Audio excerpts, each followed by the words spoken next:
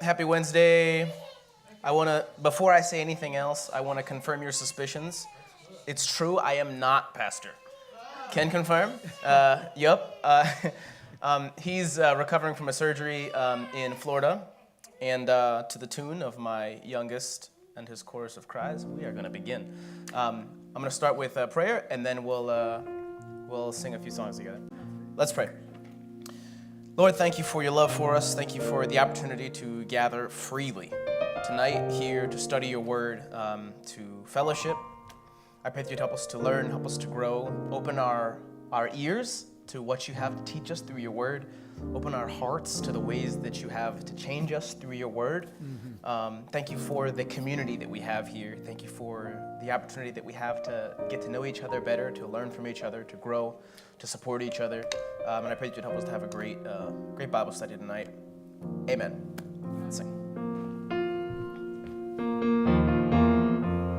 We have heard the joyful sound. Jesus saves, Jesus saves. Spread the tidings all around. Jesus saves, Jesus saves. Bear the news to every land. God speaks through gospel waves. On the truth, 'tis Lord's command. Jesus saves, Jesus saves.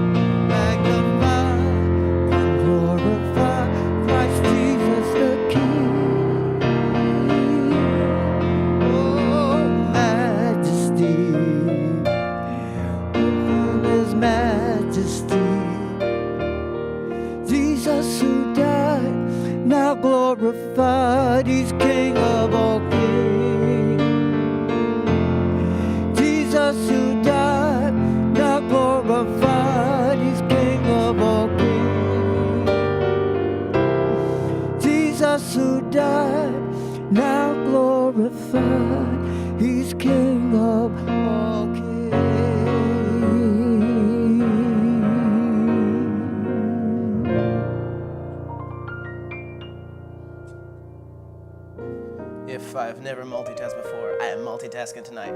It's going to be great. There are, you would not believe the amount and number of announcements that there is to read through. So if you will bear with me, I will go through these super quickly, the ones that we have memorized, and then I'll take my time on the ones that we don't have memorized. Before I do that, Matt, can I ask you a special favor? Can you, because I didn't do this beforehand, though I should have, can you set the mics up?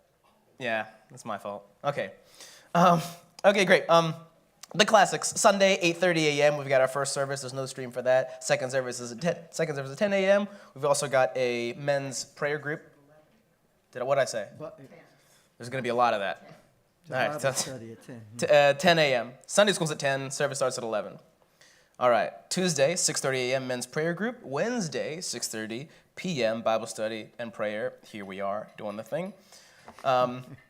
Of course, you can give it, as far as offerings concerned, in person on our website. You can mail your offering to the church, 1099 High Spire Road, or you can, or through the link in the CBC Updates like newsletter email. If you're subscribed to that, awesome. If you're not, worth it. If you're watching online, hi, first of all. Hey, I haven't even greeted you yet. Thanks for watching. Feel free to share the stream with friends, family, or whoever else. And truly feel like pastor right now. Brother Tom, Bread and More Ministry. Nothing today. I've been practicing that all week. Okay, cool. Okay, nothing today. Visitors, that's a thing for later. Okay, Master Life Women's Bible Study will meet this Saturday, I think, right? November 5th? This coming Saturday? Saturday, November 5th from 10 to 11:30 a.m. That's happening. Then our second craft day for Operation Christmas Child will be Friday. That's like 2 days from now, I think. November 4th from 5:30 to 7:30 p.m. Extra gifts will be made available Sunday. We are over halfway through these announcements. Friday or Saturday? What I have here is Friday. Second craft day? Yeah. Friday, November 4th from 5:30 to 7 p.m. Yes, ma'am. I checked the text message. It does say Friday. Confirmed Friday. I'm just reading them. Okay, here we go. Chapter 2. Chapter 2, Ministry for Divorced and Widowed Women, will meet on Tuesday, November 15th at 9 a.m. at the Promenade Family Restaurant, 5290 Derry Street in Harrisburg. And then I believe we're going to have a business meeting tonight. I will not lead that business meeting, so we're not doing that tonight. That's happened. It's been postponed. It's going to happen later. And then Marilyn Carmen's Winter Wonderland Craft Night is postponed also until further notice. Operation Christmas Child boxes will need to be returned by November 13th. They ask that you include $10 shipping donation. We'll have an offering to offset the cost on November 13th. On a scale from 1 to 10, like how fast am I going through these? Should I slow this down? We good? All right. On par with It's going to be great. Okay. He makes it look so smooth and so easy. It's well. Young Adult Ministry will meet at church here at Cornerstone on Tuesday, November 15th at 6:30. Going to be great. There will be no Lord's Supper for the month of November. Sunday ends daylight savings time. Please make sure you set your clocks back 1 hour. And last but not least, Pastor is still in the hospital in Tampa recovering from surgery. Hence my presence here in front of you. Sweet, great. We're going to have a song, and then we'll come back and begin our Bible study.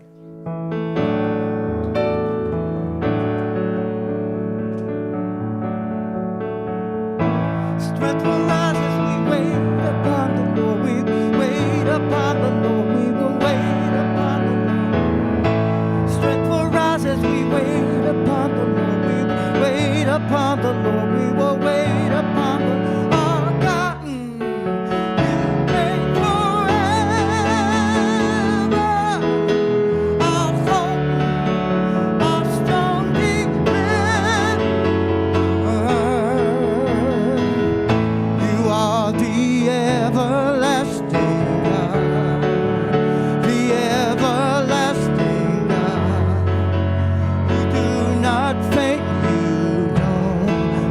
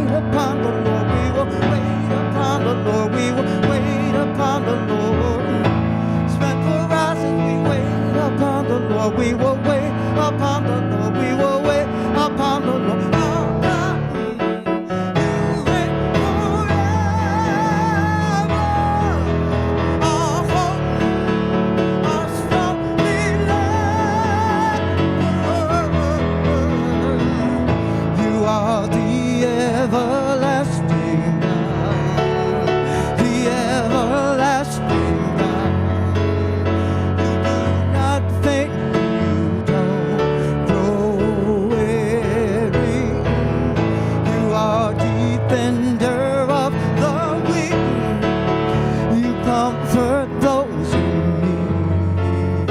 You lift us up on wings like eagles. You are the everlasting God, the everlasting God. You do not faint, you don't grow weary. You are defender of the weak. You comfort those in need. You lift us up on wings like eagles, Lord.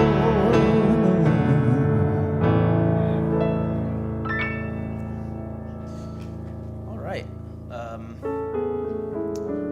We are. Oh, my booklet.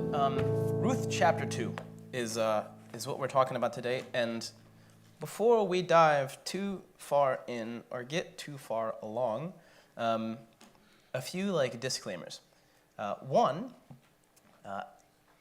given I'm stepping in for the pastor, I think it appropriate, though it probably doesn't need saying, that this is going to be a little different from when he does it. And we also might end really early. That could happen. Full potential of that. That's a full possibility. Full disclosure. Yeah, full disclosure, for sure.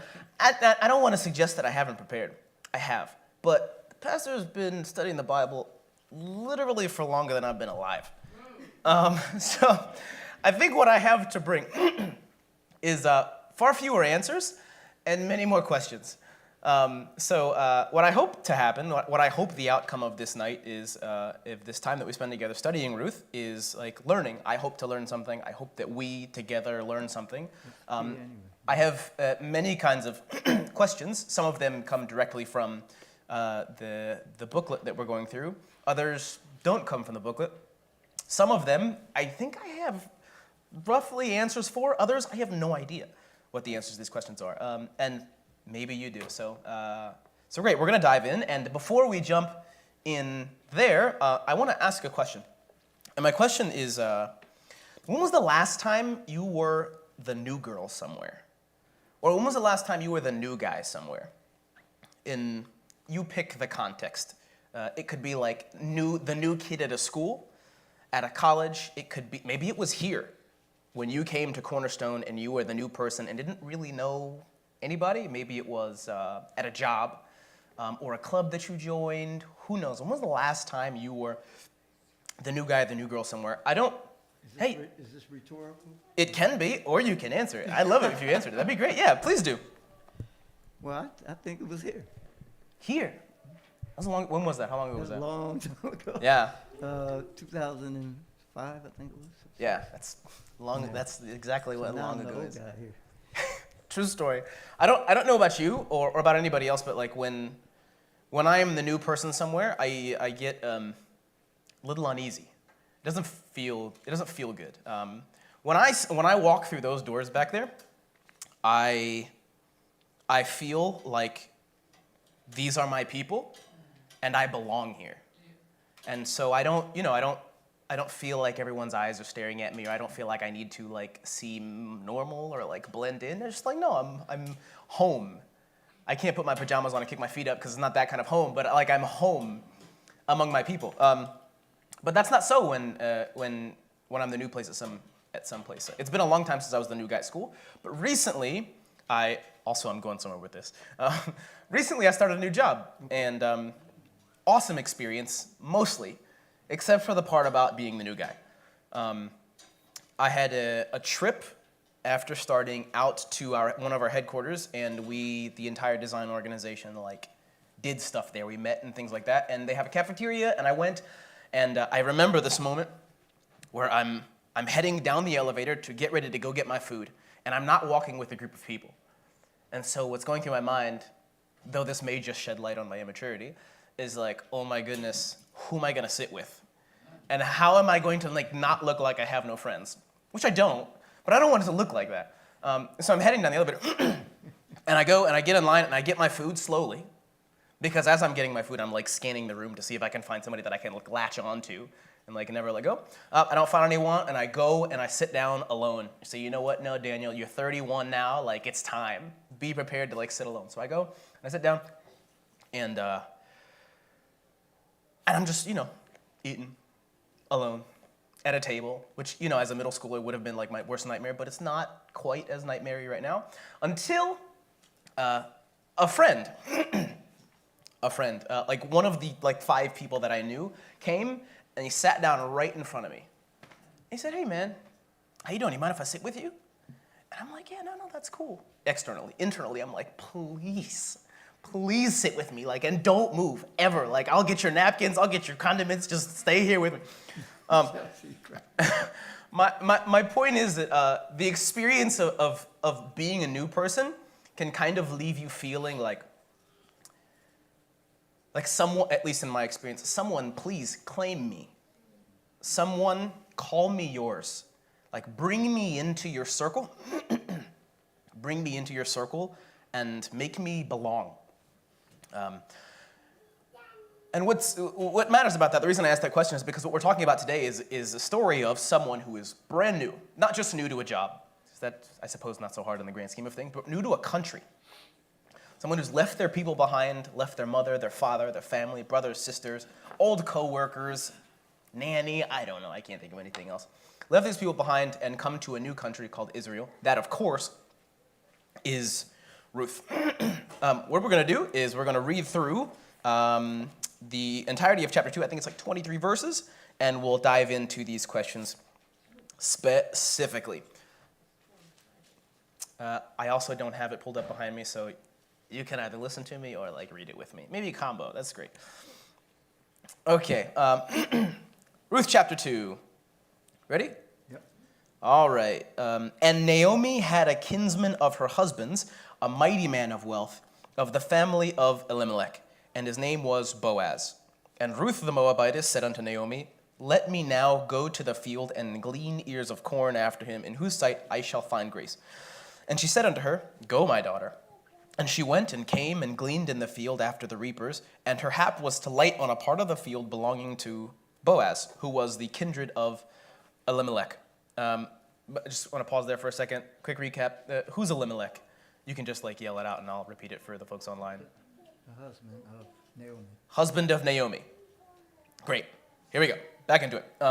And behold, Boaz came from Bethlehem and said to the reapers, "The Lord be with you." And they answered him, "The Lord bless thee." Then said Boaz unto his servant that was set over the reapers, "Whose damsel is this?" That's a funny way to ask, who's that girl?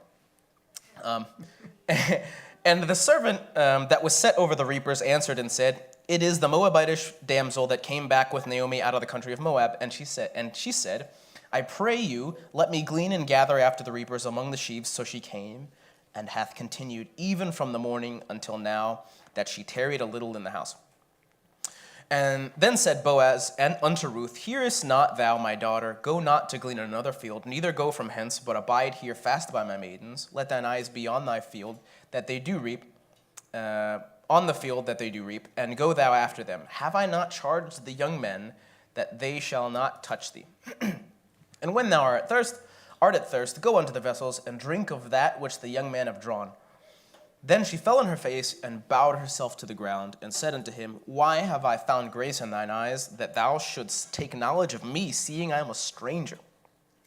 And Boaz answered and said unto her, "It hath been fully showed to me, all that thou hast done unto thy mother-in-law since the death of thine husband, and how thou hast left thy father and thy mother, and the land of thy nativity, and art come unto a people which thou knewest not heretofore. The Lord recompense thy work, and a full reward be given thee of the Lord God of Israel, under whose wings thou art come to trust." Then she said, "Let me find favor in thy sight, my Lord, for thou hast comforted me, for thou hast spoken friendly unto thy handmaid, though I be not like unto one of thine handmaidens." In there. And Boaz said unto her, "At mealtime come thou hither, and eat of the bread, and dip thy morsel in the vinegar." And she sat beside the reapers, and he reached her, or handed her, or passed her, parched corn. And she did eat, and was sufficed, and left. And and when she was risen up to glean, Boaz commanded his young men, saying, "Let her glean even among the sheaves, and reproach her not. And let fall also some of the handfuls of purpose for her, and leave them that she may glean them, and rebuke her not." So she gleaned in the field until even, and beat out that she had gleaned, and it was about an ephah. Am I saying that right? Ephah. I'll take it. Of barley, and she took it up and went into the city, and her mother-in-law saw that what she had gleaned, and what she brought forth, and gave to her that she had reserved after she was sufficed. And her mother-in-law said unto her, "Where hast thou gleaned today? And where wroughtest thou? Blessed be he that did take knowledge of thee." And she showed her mother-in-law with whom she had wrought, and said, "The man's name with whom I wrought today is Boaz." And Naomi said unto her, "Daughter-in-law, blessed be he of the Lord, who hath not left off his kindness to the living and to the dead." And Naomi said unto her, "The man is near of kin to us, one of our next kinsmen." And Ruth the Moabitess said, and he also said unto me, "Thou shalt keep fast by my young men until they have ended all my harvest." And Naomi said unto Ruth her daughter-in-law, "It is good, my daughter, that thou go out with his maidens, that they meet thee, not in any other field." So she kept fast by the maidens of Boaz to glean unto the end of barley harvest and of wheat harvest, and dwelt with her mother-in-law. Wow, I have not read out loud that long in a long, long time. Fantastic. Great. So we have the story here where we left off last time in chapter 1, where Ruth and Naomi finally return to Israel from Moab. Everyone recognizes Naomi, and there's a big to-do about, oh, she's back, but what's this about the Moabite with her? And so we begin chapter 2 with Ruth asking if she can go do something, or recommending that she go do something, where she says in verse 2, "And Ruth the Moabitess said unto Naomi, Let me now go to the field and glean ears of corn after him, in whose sight I shall find grace." Chapter 1, I think is really interesting, kind of like the timeline of the way that this all fits together. This is maybe a bad question. Have any of y'all ever seen the movie Up? Up? Okay. Pixar movie, it's about like balloons. It's irrelevant. Here's the point.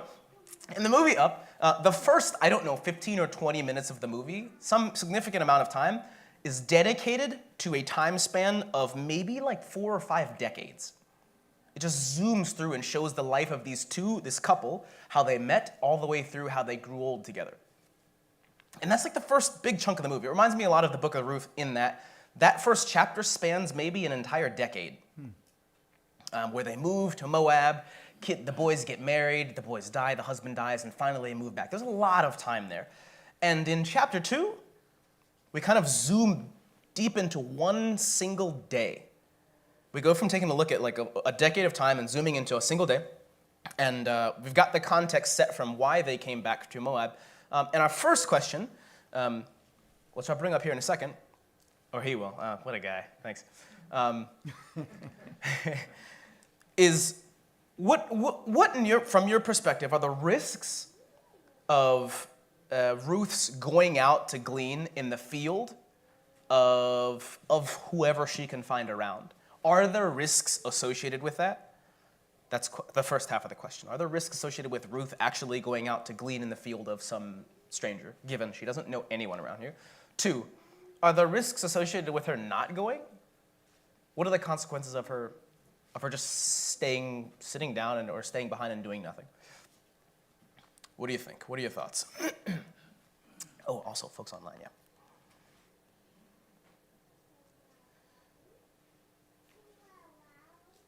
Fantastic. What do you think? What might happen? Imagine, you're a single, widowed lady from another country, and you come, and what might happen? What are the risks associated with her going or not going? Ron? Well, she didn't know, whether she'd be accepted or she might be criticized or undue hardship or whatever it may be. And what was nice about the whole thing is, as Boaz, as he saw her working. She was a hard worker, and somehow how he figured all that out too is that the fact that she seemed to be a loving, caring person. So I guess maybe that's further into the chapter. But anyway, and she didn't know. She might have, like I said, that she didn't know she was going to be, cruelly dealt with cruelly or hardship or whatever it may be. But it turned out real good, Daniel. It did. True story. Thank you. Yeah, I think it's really important to remember that like she's a Moabite, and the Moabites are like strictly the enemies of Israelites.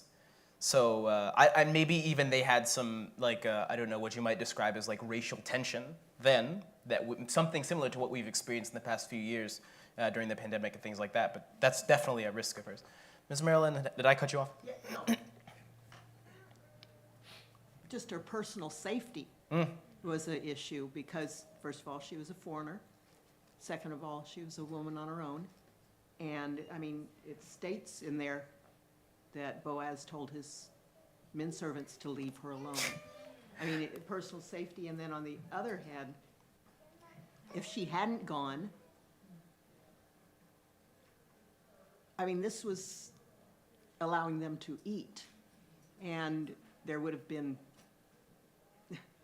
consequences there not having stuff to eat. Yeah, absolutely. It's funny. Yeah, this isn't an issue of like how they're going to be able to pay the cable bill or like afford like Netflix this month. This is like life and death. I mean, if they don't find food, get food, or find some way to get food, who's going to feed them? She's a stranger. She doesn't have anyone here. And I also think it's really interesting and important that you point out about what Boaz ends up saying to his servant men. I think it was something along those lines. He says, "Oh, have I not charged the young men that they shall not touch thee?" Can you imagine, like, let's say you come over to my house for dinner or something like that. You pull up to the driveway, let you in. Hey, welcome. How you doing? Good. Take your coat off. Now you can keep your shoes on. That's great. And be like, hey, thanks so much for coming. By the way, don't worry. I've already told my neighbors like not to break into your car. You're completely fine. Like, I mean, immediately things go through your mind. It's like, wait, your neighbors break into people's cars? Like, I don't need to tell you that I told my neighbors not to break into their cars unless that's the thing that they do. And so it really makes me wonder, like, did Boaz really have to tell his men servants not to touch her? It at least suggests, at the very least, that it was a regular thing. That this was like a common concern that someone like her would have to worry about. So yeah, I think it's like, yeah, it's in some sense, it's either go and risk, who knows, anything from harassment to like physical harm, or stay and, have like sure starvation. Yes, ma'am. It's mentioned several places. I mean, in verse 15, it says, don't insult.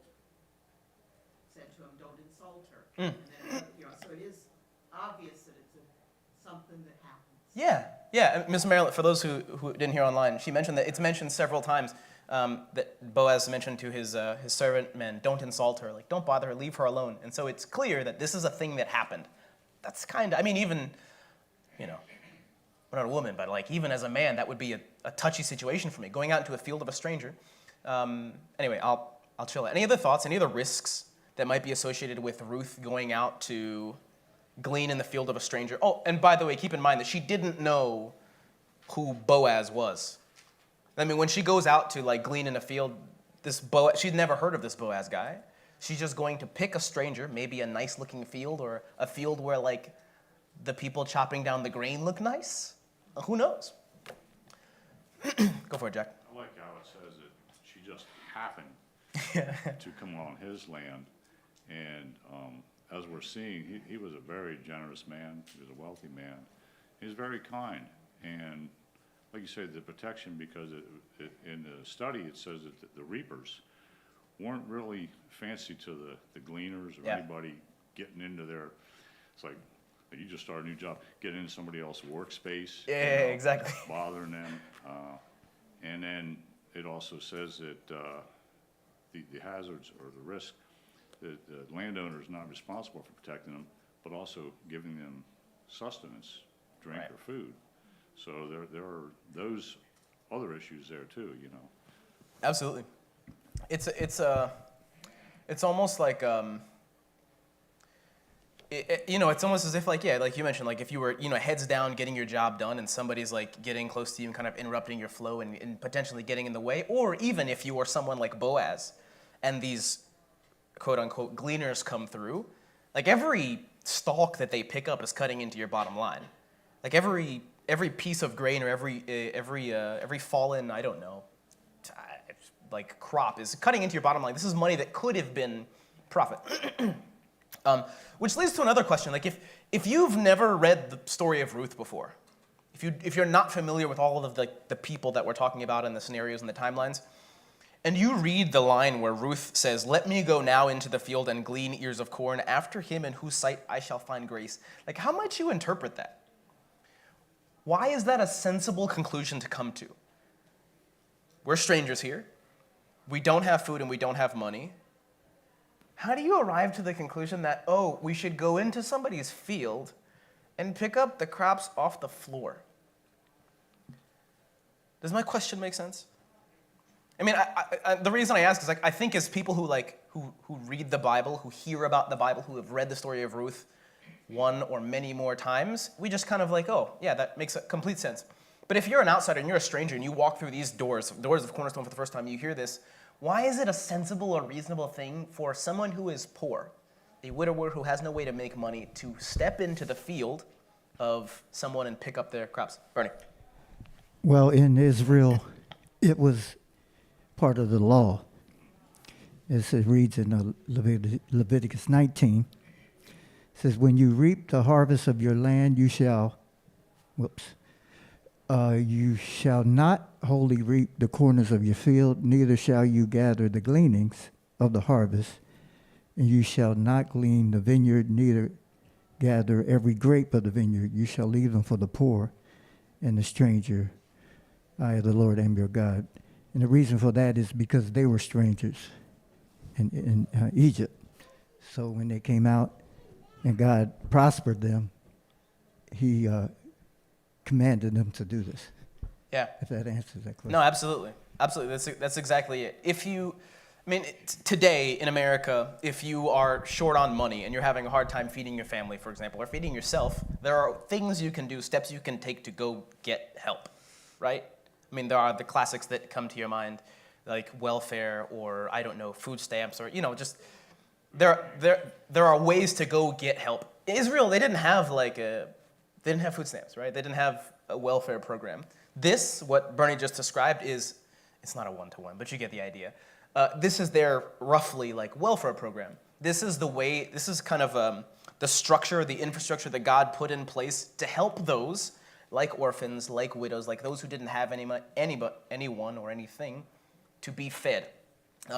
What's interesting about this is there are a couple of things like this that God put in place to help people who didn't have anything. One, there is, if you have a field with lots of crops in it, and you go through and it's time to harvest, leave the corners. Don't harvest the corners so that other people, like Ruth, people who are poor, widows, or orphans, can go and take that stuff and live on that. That's one. When you are gathering the stuff and you drop some by the side, don't reach back down and pick it up. Leave it for those who don't have anything. In addition to that, in Deuteronomy 24, there's also 24:19. "When thou cuttest down thine harvest in thy field and hast forgot a sheaf in the field." Great, you cut it down. You got your little, what do you call this? A sickle? Sickle? I think it's called a sickle. And you cut down the grain, boom. Somebody came up behind you and wrapped it all up in a sheaf. Great, you took all the sheaves to the threshing floor, but oh wait, we forgot one in the field. God says, don't go back for that one. Leave that. I have ordained that you leave that sheaf for people like Ruth who don't have anything. "When thou beatest thine olive tree, thou shalt not go over the boughs again." Hit them once, let the olives fall. Don't hit it twice. The ones that stuck on there, let somebody else who doesn't have anything come by. Great. And then Deuteronomy 14. This one's a little different and interesting. "At the end of 3 years, thou shalt bring forth all the tithe of thine increase the same year, and shalt lay it up within thy gates.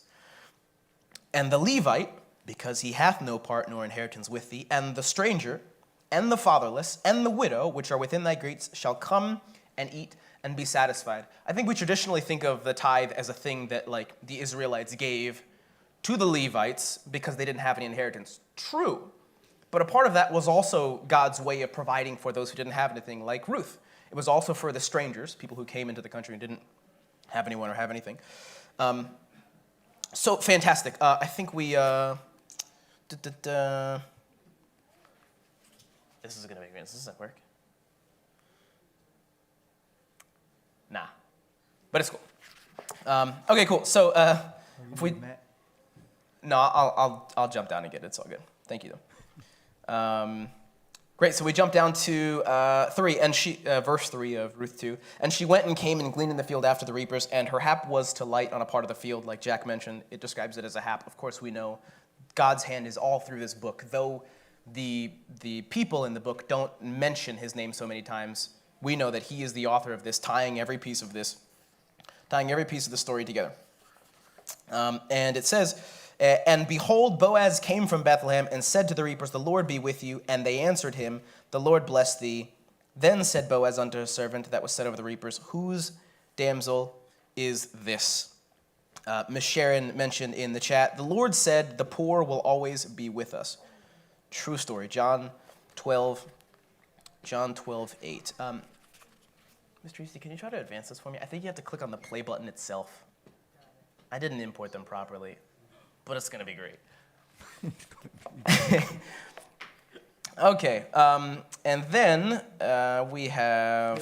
Oh, here it is. Fantastic, perfect. Thank you very much. Thanks, Matt.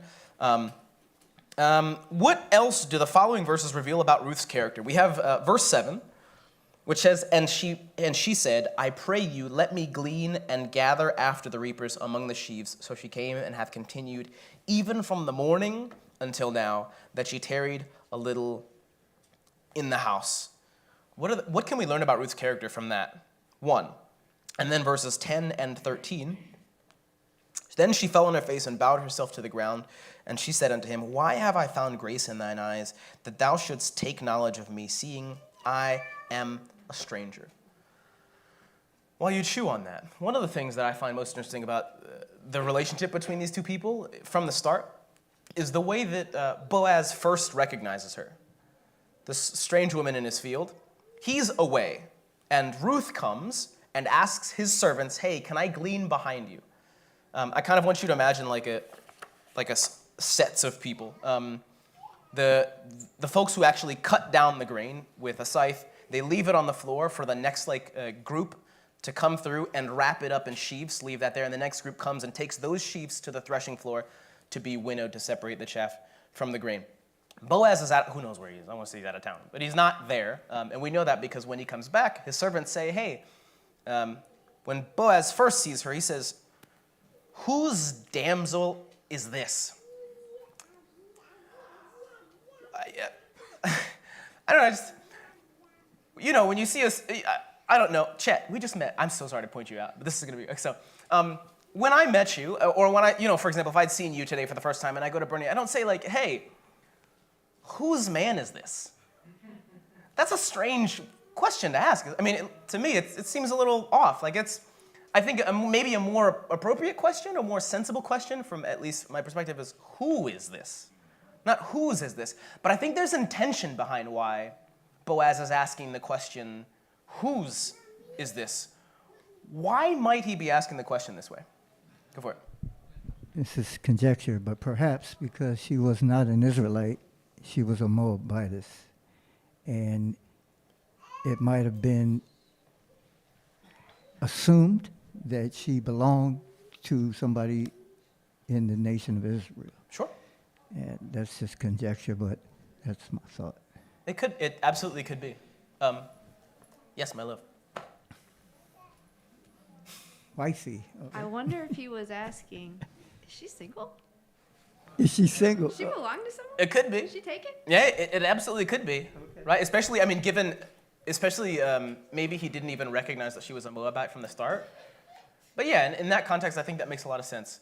Whose damsel is this? I wonder. This is, by the way, when I mentioned I have questions I don't have answers to, this is one of them. I don't know why he asked this. I just think it's really interesting.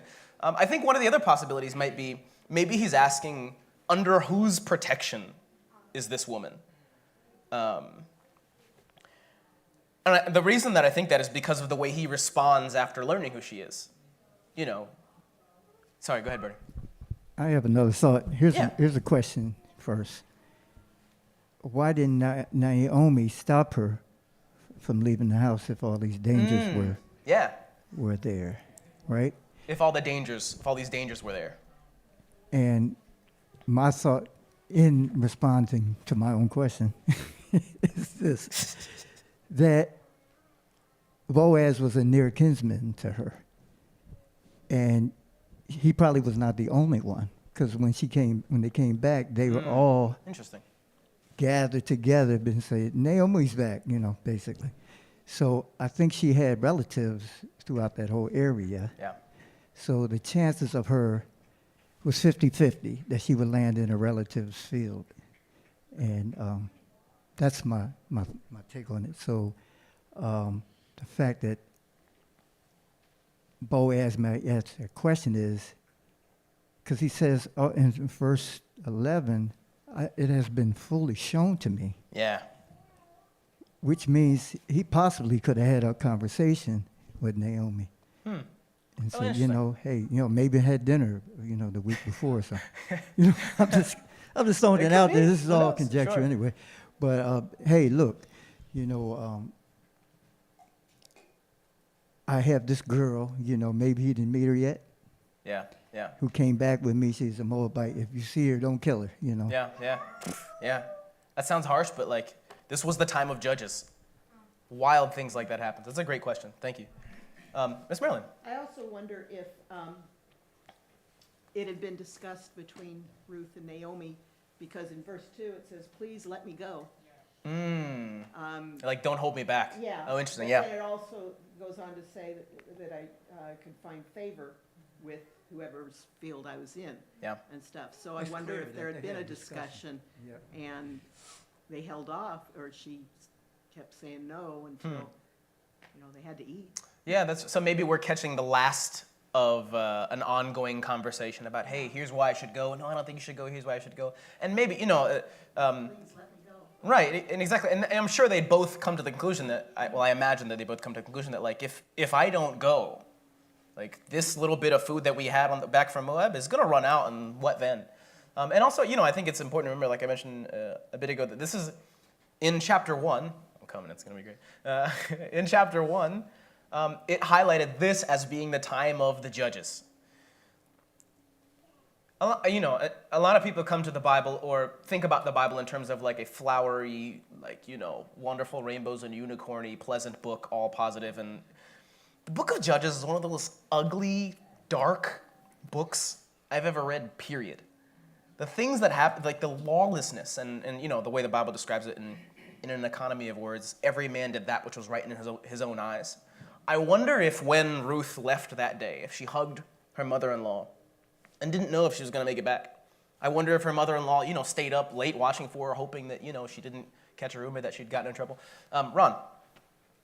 Well, the thing is, Boaz, he noticed how hard that Ruth worked, and plus the fact that she was cute.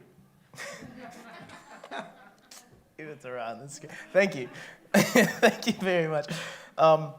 Miss Sharon says, Boaz knew the woman that worked for him. Oh, that's interesting. Sure. So she probably stuck out as like, hey, I've seen other gleaners around, but I haven't seen this one before. Whose is this?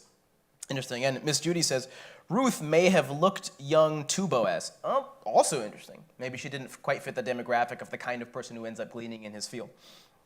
Super interesting. Sorry, I skipped over a question. To come back to it, what else, like Ron's answer, what else can we learn about Ruth's character from these verses? From verse 7 and from verse 10 through 13? Anything that sticks out about who she is? Go ahead, Bernie.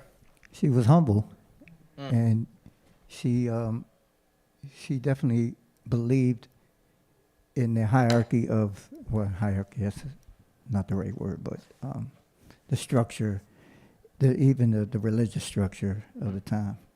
She knew that Boaz was what's his title again? Near kinsman, next of kinsman? No, that but title? he He's a wealthy, he is mighty man of wealth. That title? I guess that's. It's I in thought verse you had 1 of another chapter 2. title, But she knew she was. She had to give respect and reverence to this person. So, and then that was her character, also. For sure. It comes out over and over again, especially in this chapter, her humility. Fantastic. Thank you. Anything else that sticks out about Ruth's character from these few verses, or anything else that we've learned up to this point in Ruth? Go for it, Jack. Well, she knew she was a stranger, a foreigner, you know, and she recognized that about herself. And she was, I don't want to say she's begging, but she was asking, you know, thanking this man for his mercy. But she was also willing to work hard to feed her mother-in-law. And Boaz recognized this, and he blessed her for that. So she could see this woman had a good character. She was a loving person. And she obviously loved her mother-in-law because she came back from Moab to a foreign country, not knowing what is going to happen. Yeah. You know. It's like the. Yeah. Sorry, how go they ahead. eat. Sorry for interrupting you. It's like the overarching, at least, theme that comes to mind for me of the entire book is the almost incredible in the literal sense and supernatural, maybe, loyalty that Ruth had for Naomi. And every time I come to this book, I can't be the only one who that like Chris Tomlin song comes to my mind every time. Which song? Amazing Grace. No. Where you go, I'll go. Where you stay, I'll stay. Am I the? Maybe it's old. All right, it's old. But anyway, it's like the theme. You know, where you make your home, I'll make my home. Where you go, your God will be my God. It's amazing. Fantastic. And if we flip this, by the way, before I do, Miss Sharon says, Ruth was humble and thought not of herself, but for her mother-in-law, and would do anything she could do within her power to support her. It shows to us, you know, thousands of years later when we get to read this, but it clearly also showed to the people then and there. When Boaz asks about who she was, his response, as you mentioned earlier, was, "Oh, I've heard all about you. I've heard about you. I heard what you did for your mother-in-law. I heard what happened to you in Moab.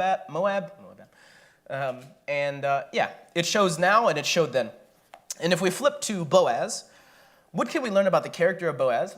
What Boaz is like from verse 4, from verse 11 through 12. You're on the ball, Miss Tracy. Thank you so much. And 2:8 through 9 and 4 through 16. Essentially anywhere in the story up through verse 16. What can we glean and learn about who Boaz is? What kind of guy he is? What kind of man he is? Bernie. I want to go back a little bit, and I want to say in verse 13, right? Mm-hmm. She says, "Let me find favor in your sight, my Lord, for thou hast comforted me, and thou hast spoken friendly unto thine handmaid, even though I'm not like one of your other handmaids." Yeah. Which to me is her realization that it was grace given to her. Yeah. And Boaz, on the other hand, is the grace giver. Yeah, that's good. I think you're doing this on purpose, but it's because it's true. Then, in some sense, it mirrors our relationship to God, right? Like, she didn't come to him saying, like, "Hey, here are my credentials for why you should let me do this." As we can't come to God saying, "Here are my credentials for why you should accept me, why you should forgive me, why you should let me into heaven." Mm-hmm. But just say, "Hey, I recognize I'm going to clear the air right now. Obviously, I'm not like them." Mm-hmm. These young ladies that grew up around here, who's like, you've seen them, you've I don't know, babysat them or whatever. I'm not from around here. I think that's beautiful. I think it's beautiful. What else might we learn about the character of Boaz? What's he like? Well, I'm looking here. It seems like everybody he comes in contact with, he greets really nicely, like his reapers. Lord be with you, and he said, bless you too. It's like, how's it going, fellas? How's your day going? And then he's the same thing with Ruth. Everything he says to everybody, this man has a spirit of caring about people. Yeah. Agreed. And I also think it's interesting, in addition to that, how his greetings even involve God. Well, when I saw Bernie this tonight, I didn't say, "Hey, hi Bernie, the Lord bless you and the Lord be with you." Right.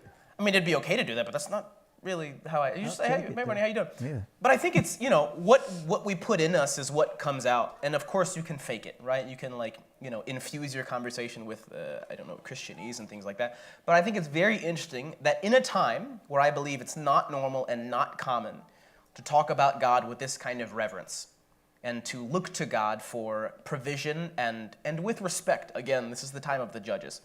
It's like the Wild West in Israel right now.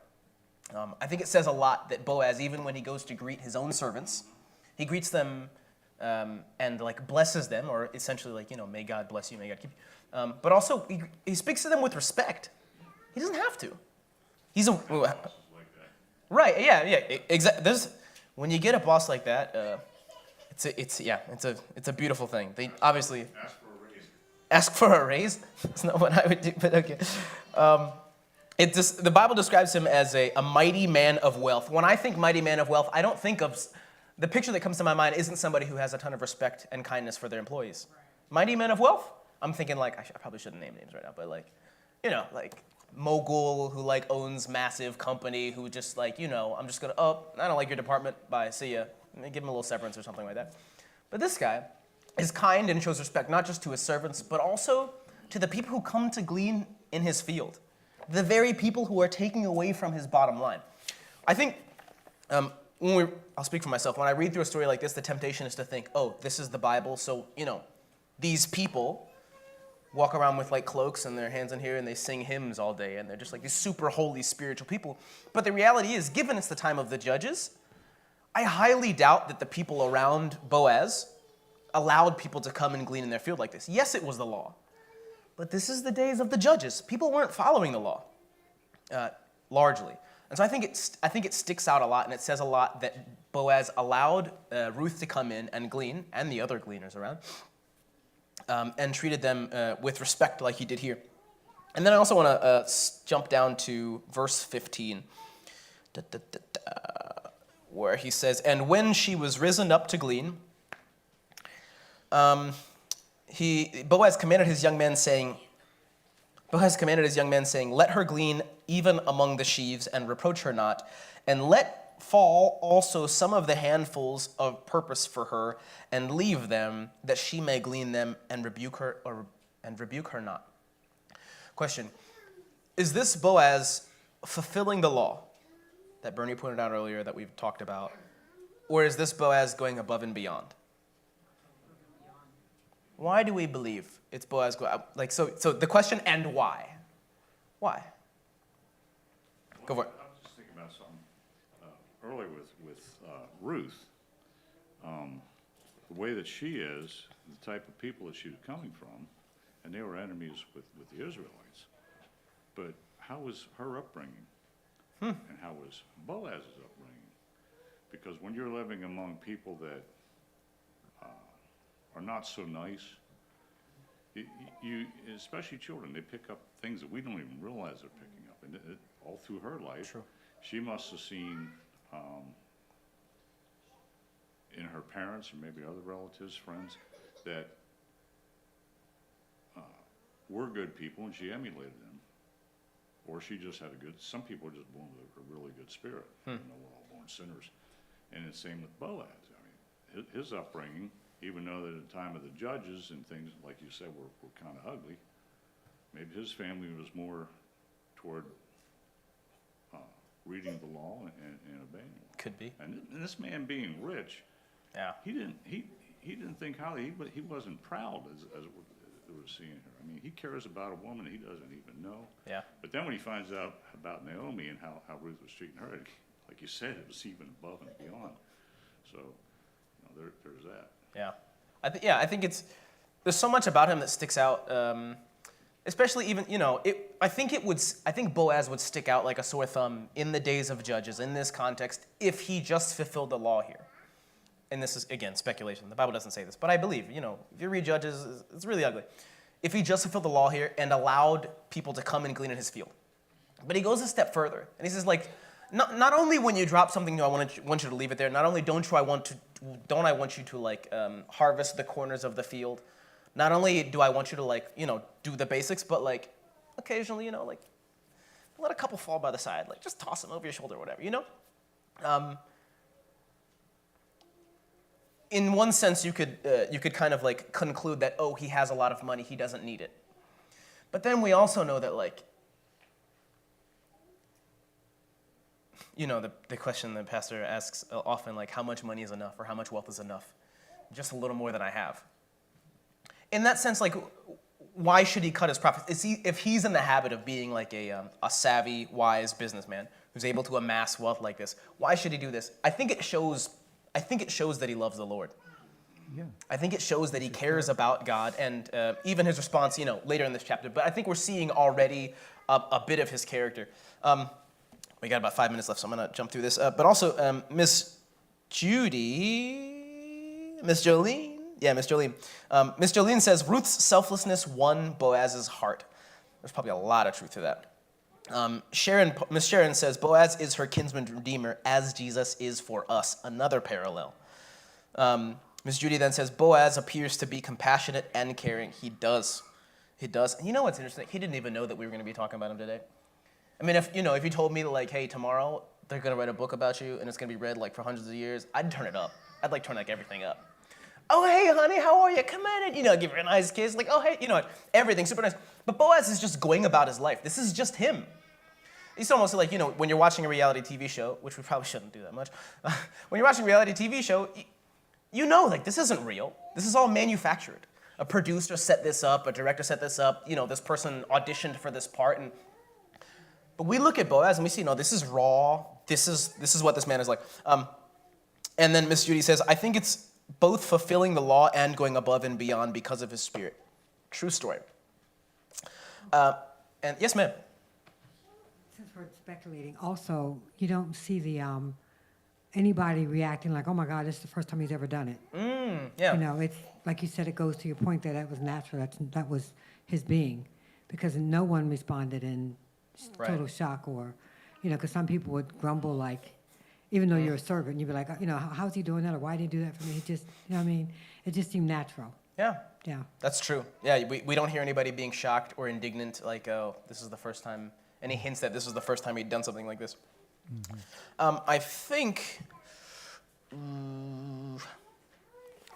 what we're going to do is stop it right there and pick up with chapter 3, roughly next week. There's a little more at the end here that I'd love to touch on. But I also want to make sure we get some time to pray, share some prayer requests, and pray over what's going on in our lives and the lives of the people around us. So I think we're going to conclude right there and jump into prayer. Thanks everyone online who joined us. Miss Judy, Miss Sharon, Miss Jolene, and Dr. Johnny Johnson back there. Double trouble, huh? I love it. Thanks so much, y'all. And we'll close that now and have prayer.